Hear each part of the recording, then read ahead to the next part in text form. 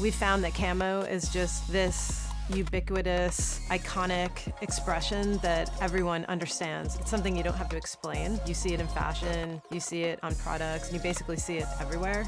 I have the Arctic Camo Xbox One controller with me today. We were able to really evolve Night Ops and play with the colors and the materials to do something really interesting with Arctic Camo.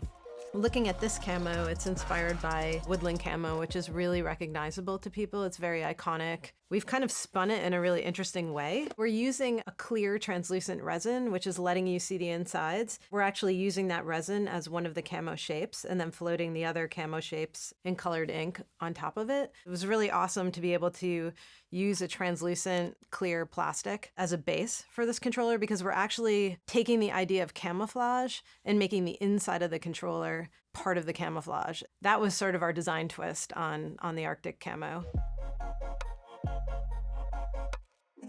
Forces Camo is kind of a take or influenced by M90 Camo, which was a Swedish peacekeeping camo. It really fit with the Xbox One form language. When we first introduced Xbox One, we were really careful about keeping everything clean, crisp, precise. The shapes are kind of angular and sharp and repetitive. We looked at a lot of different ways we could spin camo. And honestly, it made the most sense to us from like a philosophical perspective. It's peacekeeping, it's neutral, it's global.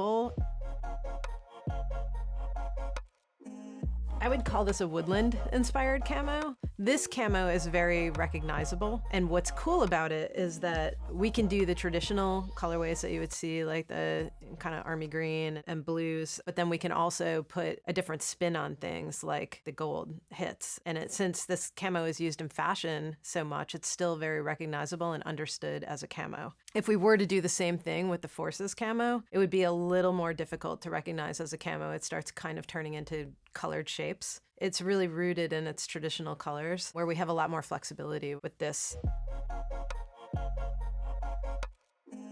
We used a custom color on the mid-frame underneath the top case. That's why you're seeing white come through. It's usually black. And we also used a custom wire color up in the ABXY area. We added a white cable where there used to be a black one. So the triggers have the knurl texture. This is actually a diamond texture, and it is the same texture as you have around the thumbsticks. This controller is made by pad print process, which means that each of these fields of color is like a hit, like almost from a rubber stamp. So we're picking up the ink and stamping it onto the product. And it's the way that we find we get the best aesthetic results. There's a lot of different ways to print on a surface like this. Using a translucent resin, we've learned during this project, allows a lot of light in, and then it allows a lot of light back out. So anytime the ink is uneven, or anytime you have overlaps of lighter inks over darker inks, all of the shadowing, kind of pitting and shadowing shows up. It's such a simple, like beautiful, clean look, but to get here was a lot more difficult than we thought it would be. We redid it probably 3 or 4 times to get it perfect. With special editions, we want to create something that tells our story, but we also want to create something that speaks to enough Xbox fans that it really makes sense. Camo's got a lot of nostalgia to it, and it's something that's